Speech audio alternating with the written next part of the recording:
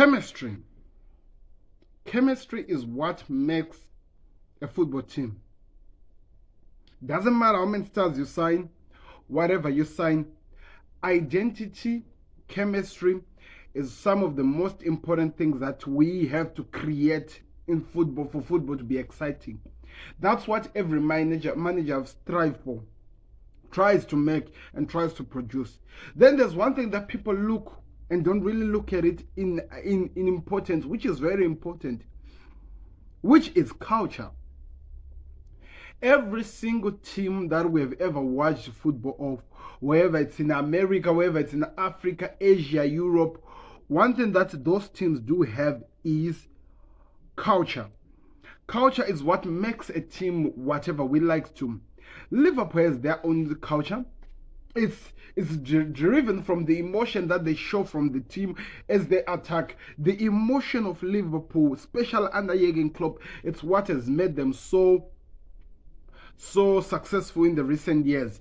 They are even proven to, they even come up with these terms like something like what is the word that I'm trying to think of? Is it wow, anyway, it's out of my head. When I remember it, I'll talk about it. As well as Pep Guardiola, tiki-taka. It's what is the culture which was created from Barcelona football, which Pep Guardiola was a master of, which he came into Man City and created. Mauricio Pochettino is well known for creating one of the most important and amazing teams when it comes to teams that produces what we call, where he comes to take the small young talents and turn them into amazing footballer. But all of these things that I'm talking about with what managers they are able to create, it's all derived from the culture of the team. What is the culture that is well known of Liverpool? What is the culture that is well known of Man City? What is the culture that is well known of Arsenal, Newcastle, whoever you talk? That's the thing that Todd Bowley came into Chelsea and destroyed. He came in and took out the root that created this culture of Chelsea. Now what we are dealing with is this. We have a Mauricio Pochettino who can come in and turn any youngster into a gold, into James. He did it with Danny Ali. He did it with the Hurricane as a youngster until he became the man we know him to be called up to now. But the problem with this, when Mauricio Pochettino, even though we like it, we don't admit to it, when he came to Tottenham Hotspurs, they had what they call culture of the team, what they were doing with managers before him, and he was able to build something special with what the culture that was already there in the team.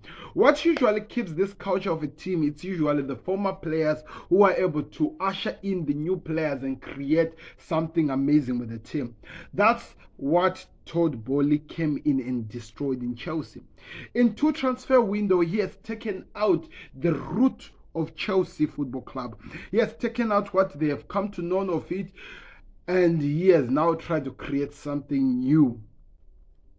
Do I blame him? I don't, because he's coming in from a culture in American football where the American football, what they only need is one of the best catchers, one of the best runners, and one of the best tacklers when they're playing what we call American football. It does not require skill like the skill that we see in football. Well, some might have created skill in that culture. I don't really know so much of it. And also it's coming from a culture of baseball where if you are the best hitter of the ball, you become one of the best. If you are the best bowler, you become the best. If you get the best, your team automatically produces what we call the best. We talk of even basketball as well. If you are the best at also controlling the ball into passes, your team automatically becomes the best.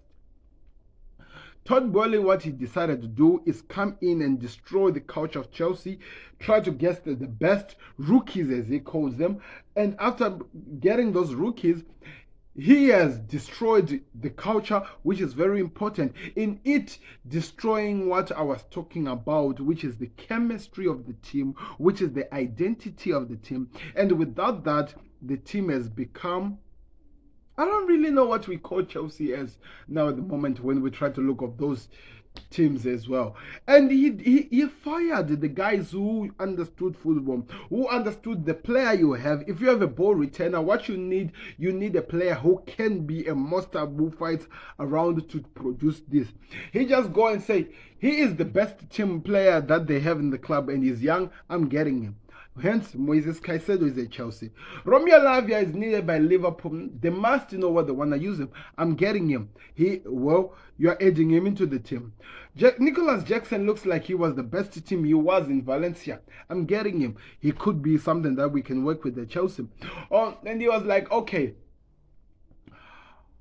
all the things that I'm talking about is this. He's taking players from different cultures, from different identities. He's putting in them all together with all their amazing ball skills that they have.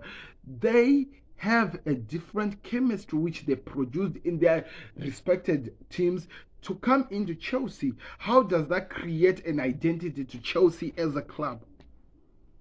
Because what he did, he took all these amazing youngsters, put them into one thing, and he's like, I'm gonna get the best manager who's there out there, i.e. Mauricio Pochettino. Come and make a team out of this. Does that work? I needed to give you this because when we now look at the tactics, now we look at what Chelsea have done since Todd Boehly came into the team of Tottenham of Chelsea Football Club. They've won 13 games. Since he came in, they've won 13 games. And in those 13 games, let's talk about what he has actually done as a manager. He has brought 30 different players. The Badia Shilers, the Nicholas Jackson, the Christopher Nkunku, so many players. What does that mean for Chelsea as a club? What exactly does that mean when you now try to put it into the identity, the culture, what makes a team function? Where do you see Chelsea now next? Can Mauricio Pochettino be able to turn this mess and make it into a football team? That is still a question that there's so many people are still asking for questions. Oh, that's the word I was thinking of Liverpool's mentality monsters. Can we ever see something like that at Chelsea? Can we ever see something that we can build onto and we can believe they can produce something with this? Can they do that? That's the question that so many people are asking, and up to now we don't have any answer. Hence now when they're playing with the Nottingham Forest team, which they have what we call a backbone of a team, they have an identity in them, they're able to destroy a team. People might talk about they played so well against Liverpool. Let me tell you something about Liverpool. Liverpool destroyed their midfield. They're trying to create something. But one thing that Liverpool didn't do is to destroy the entire culture of the team. The Virgil van Dijk are still there. The Mo Salah, they're still there. They're able to produce a team. Chelsea destroyed the entire thing. Chelsea destroyed the entire team, strike force, midfield and defense. Liverpool destroyed the midfield and tried to rebuild the midfield. That's one position which can still work in if they manage to link in with the team. Chelsea don't have that because the striker that they have might not be the guy who gets the ball the way i.e. Enzo Fernandez is able to deliver. Hence, so many chances that Nicholas Jackson is getting, he's not able to convert. Raheem Sterling does well running on from the wings. He might cross the ball. Maybe Nicholas Jackson is not really good of a header. He wants the balls to be set in front of him and he's able to convert them into goals. You see what I'm talking about? That is chemistry that a team has to develop. How do you develop it when you're already into the season? Of all the players that were signed, I didn't hear any more player that Mauricio Pochettino said he could sign. Hence, a team has won 13 games and they've signed over 30 players. Now the question is this: how are they going to be able to at least get come par into the signings with the players, with the games that they would have won in the Premier League? Can Chelsea be able to win the amount of games that they have signed the players? because at this moment it's like this. It's gonna be hard, and I'm not sure by the moment they reach to that 31 mark, they would have also signed more players. Maybe they'll have to go to a 50, because one thing that we've actually identified, they are not afraid of spending money. They are not afraid of doing so much. They are not afraid of actually doing so much, and hence losing to a Nottingham Forest, which what they're just good at is make sure that they do one counter attack, score a goal, then set up a defense, and it's hard for a team like Chelsea to break them down. It was a painful game to watch. I watched that game hoping that maybe Chelsea could produce something, but out of everything that I watched, there was nothing that was coming in the game. And in the very end, so many players are crying, so many people are hurt. That's what has destroyed Chelsea as a football club. And now we wonder, where do we see them going? What do they need to do? How do they actually rise from this? How do they create something meaningful? Because everything that they're trying to build, it's all ending up in shambles. It's still a long way to go. So many things can change, and maybe I'm just being overreactional. It's only 4 games, by the way. International break is coming. Most of the players are not going. Maybe Mauricio Pochettino will definitely be able to turn water into wine. Something might happen, but at this moment, this new season, they've won 1 game, they've drawn another, they've lost the other 2. So in other words, between winning and losing, which one is dominating into the team is the loss, something that they've continued doing. Enzo Fernandez, the most expensive player that they signed, has played with Chelsea and he has only managed to win, let me tell you, 4 games. And he came in last season, 4 games. That tells you everything about it. Now we talk about the new signing, Moises Caicedo. The guy was into the team. How many games has won with Chelsea, as he is now alongside another British transfer record? Nothing. He has won nothing. One thing that people have to understand, as much as Moises Caicedo is a good player, he became an amazing player in playing on a double pivot with, now this is very important, with Alex McAllister. Maybe that's one of the reasons why Liverpool were bidding so much money for him, because they wanted to create that chemistry that worked at Brighton of a double pivot defensive midfield of Moises Caicedo and Alex McAllister, while the likes of Szoboszlai, maybe now we have Romeo Lavia or Gravenberch could be working going forward. You never know. You didn't know, and you can't understand now, because they're all Chelsea, and what are they producing? Nothing. So Chelsea Football Club lost against Nottingham Forest by 1-0, and they just looked like they could not produce anything. One of the miss of the season was produced into that game. Nicholas Jackson got a chance to score after Sterling did all the dirty work. The goalkeeper is down, has gone in on the corner with Sterling. There are too many defense. The guy hits the ball on top of the bar. That summarized the game. I'm out. Let's move on to the next game. So there were many games that were played.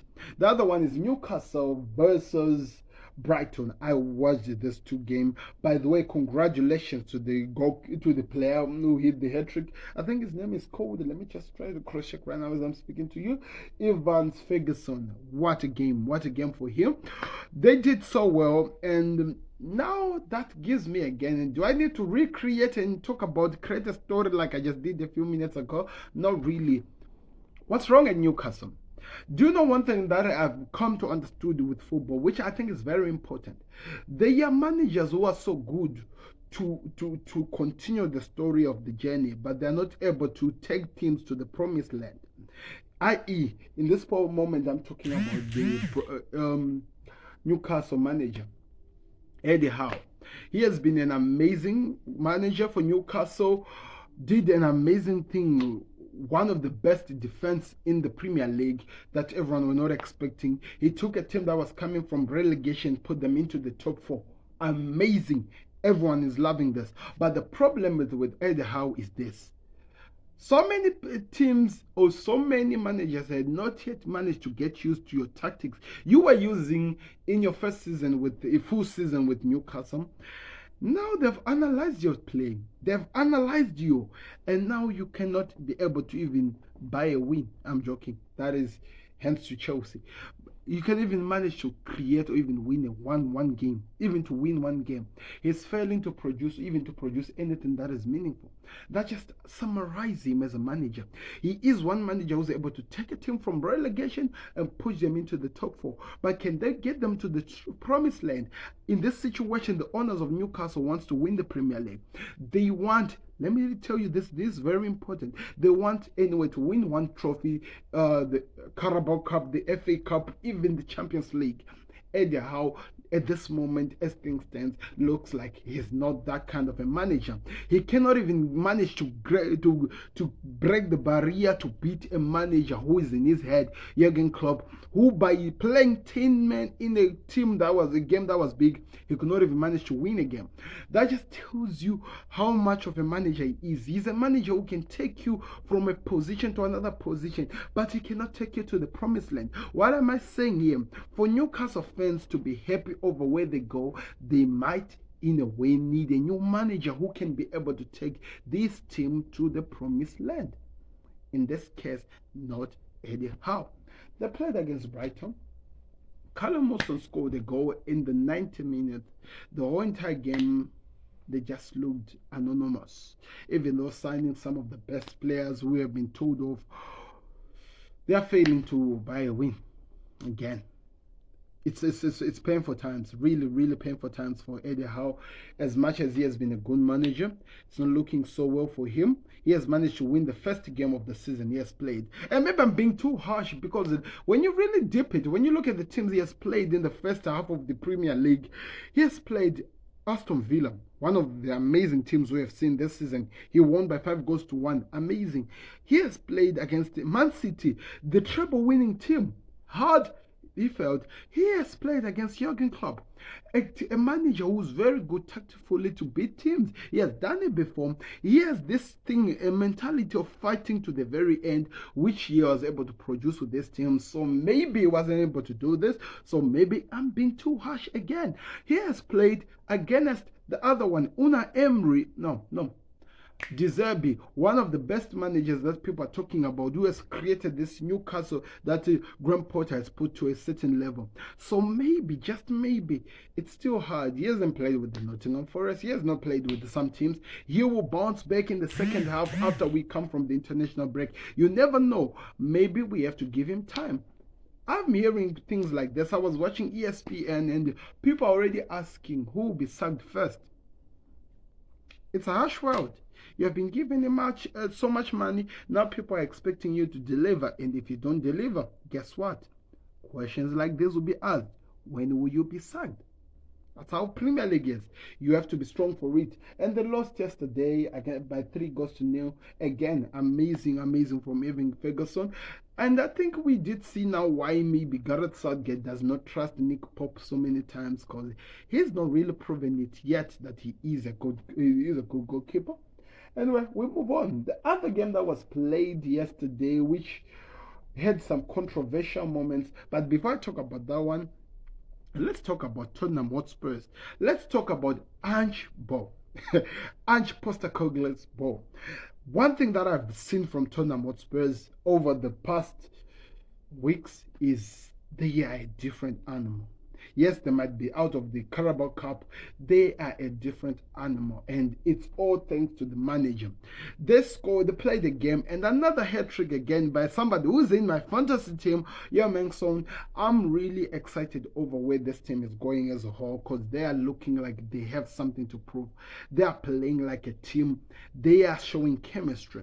They are doing something amazing. I know there's still some questions about the likes of Richard Alisson, who's still failing to score, but yesterday's game against Burnley was one we can talk about in some years and years to come. They played so well. They destroyed the team.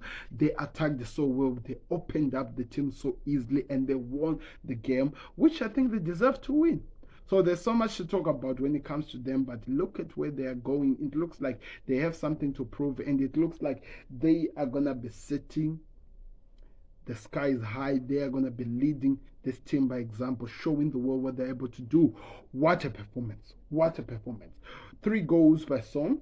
I think the other game, I'm not sure which one was scored. Now let's talk about Burnley. Yes, they are the Centurions of the Championship, but maybe we might have given them... Sorry, I haven't eaten anything. I'm hungry. But maybe we might have given them so much... What is the word?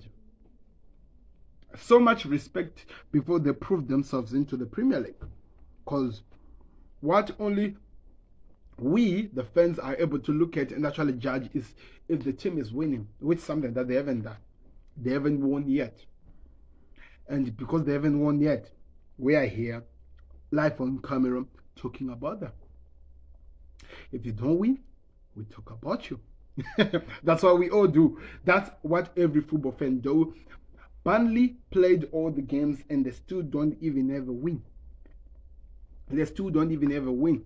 I know maybe Company is going to be one of the best managers come in time, but maybe the Premier League is showing him that you are expecting too much from the league if you think that they're going to give you any respect.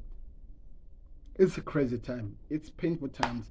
Teams are losing, players are losing, and they're crying. They need some help. They're asking for help. They're not getting it. It looks like it's going to take so many times before we even get to see them win a game. But we'll be here. We'll be talking about it, and we'll be analyzing it. And I want to hear your thoughts in the comment section. Give some respect to Tottenham Hotspurs. It looks like it's going to be one team that is going to be leaving so many people with so many questions. And so many people are going to be happy about it. So let's see where we go. West Ham versus Luton Town. It ended 2-1. What a game. Well deserved. They played so well with the Hammers. In a Luton Town game that a team still has to hope of a win. I don't really know what to say about Luton. I really did hope. Hence, that's why I put them. If you go watch my predictions of the season, I hope that they could do something into this Premier League. I hope that they could be the surprise of the season. But now it looks like the surprise of the season could actually be Sheffield. It could actually be Sheffield United. As things stands right now, Sheffield United could be the surprise of the season. You never know if it's going to change, but that's where we're looking at this moment. They won by 2-1. We move on. Sheffield versus Everton, like I'm talking about. Sheffield looks like they're going to be the surprise of the season. They've hunted Everton. They showed them something. If it wasn't because of a crazy save by Jordan Pickford, he had similar to the one Alisson saved, but I think it's way more than the Alisson one. This could have been a different game. And Everton are surviving because of Pickford. I predicted Everton to be relegated, and what they've shown me in the first half of the Premier League, nothing changes that. They are looking like a team that is going to be relegated. The only player who's going to help them to save some points is Pickford, which I feel like he doesn't even belong to be in that team at the moment. He should have been signed, playing to somewhere else and doing something, but at this moment, they don't look like a team that can do anything. I want to hear your thoughts in the comment section. Do you agree with me? Where do you see them going? Brentford played against Bournemouth yesterday. It ended 2-2. I think it was an amazing game. It should have been something more, but yeah, that's where we are. There's nothing I can talk about. These are some good teams, and it looks like Bournemouth, as they were fighting relegation this season, they are in a different mentality. They want to achieve something, and I feel like they will do something if we keep allowing them to play so well. The other team that had a hat-trick, and I told you they had one controversial goal, is Man City. They were playing against Fulham, and the game ended by 5-1. What a game. Haaland with a hat-trick, another penalty, and which he missed the former one, and he scored this one, and he was able to play to a hat-trick. Phil Foden looks like he's going to be one of the players we need to talk about. Kevin De Bruyne is out, and they are performing so well. It is the only team still with the 100% win record. They haven't lost a game, they haven't drawn a game, and they are going so well. They still have the 100%. The only team, you have to dig that, you have to dip that, the only team. That tells you so much about where they're going next. The goal that was scored by Nathan Ake, which I felt like was the game changer of the whole game, which was supposed to be ruled out. I have no idea what VAR are doing. Okay, International Week is coming next week. I will give a segment where I need to analyze VAR in the Premier League because they are destroying football as we know it. I'm not talking about VAR, the device. Nothing wrong with the technology. It's there, it's exciting. The problem is the people who are using VAR, they are messing up the game. How the hell do you allow a player who's offside, who moves his leg to confuses the goalkeeper, and you think he is not supposed to be in an offside position? The movement of the leg is what changed the goalkeeper's reaction. It disturbed the goalkeeper. If the goalkeeper was going to move the other side, it made him at least delay a bit from moving to the part where the goal was going. How the hell does that even stand? How? That's my question. How? I'm really irritated by this. But anyway, we won't really talk about that. I'm going to give a segment where I'm going to go extremely crazy about VAR. We are asking, and we are going to keep asking this, why can't you allow at least, not even the former player, somebody, any person who can come in and say that this should not supposed to be, because it looks like as officials, as the people who have been told how to spot a decision, how to change decision and minds, they are failing to do that. I was surprised that they were spending time to see if Akanji was in the sight of the goalkeeper. That does not even matter. The movement of his leg, according to human reaction, that confuses any person, especially the goalkeeper. That's why there is a law. How the hell do you allow that? You see, taking away the victory of Man City, and I'm spending on that because before that, Fulham had done so well. They kept Man City at bay. They showed that they had something to prove. And they lost the confidence. They lost the spirit after that. And that is the decision that changed the entire game. So I'm sorry for not celebrating what City did. But VAR messed up the whole entire game. So you see where these things lead up to. You see what happens when things like this are happening. You see where we have to find ourselves in. Because it's destroying football as we know it. Anyway, when I hear your thoughts in the comment section, maybe you might save me from my own rage, because that's where I am at this moment. So these are the games that have been played, and as things stand right now, yes, I've covered all the games. The game that is yet to come is today at 3 p.m., which is in about 3 hours in my time. We will be watching Crystal Palace versus Wolves. We will be watching Liverpool versus Aston Villa. We will be watching Arsenal versus United. And maybe because I did not do my prediction, I'm just going to do them now. I think Liverpool win by 3-1 against Aston Villa.